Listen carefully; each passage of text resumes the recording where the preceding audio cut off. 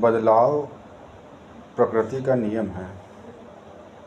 अगर बदलाव नहीं होगा प्रकृति में तो प्रकृति अपनी प्रकृति खो देगी।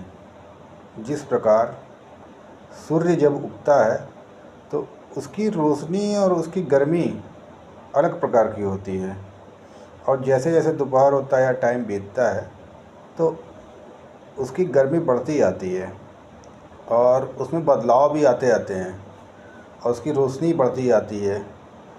ठीक उसी प्रकार चंद्रमा में भी है। चंद्रमा में कभी रोशनी ज़्यादा होती है, कभी कम होती है।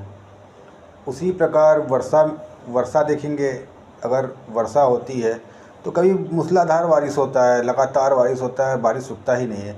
कभी धीमे धीमे बारिश होकर रुक जाएगा, कभी थोड़ा देर बारिश होता है। उसी प्रकार से दुख और सुख जीवन में समांतर नहीं रह सकते हैं, एक जैसे नहीं रह सकते हैं। या तो कम होंगे, या तो ज़्यादा होंगे, या तो बहुत कम होंगे।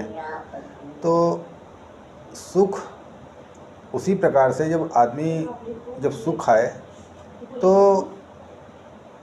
उसमें डूब नहीं जाना चाहिए, क्योंकि ये बदलेगा ज़रूर, क्योंकि बदलाव प्रकृति का नियम है और वो बदलेगा ज़रूर।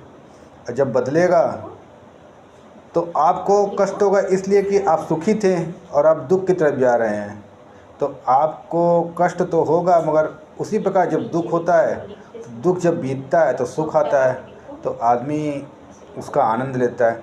तो आपको समांतर रहना है, एक जैसा रहना है। चाहे सुख हो चाहे दुख हो, वो कभी रुक नहीं सकता है, वो बदलेगा ज़रूर।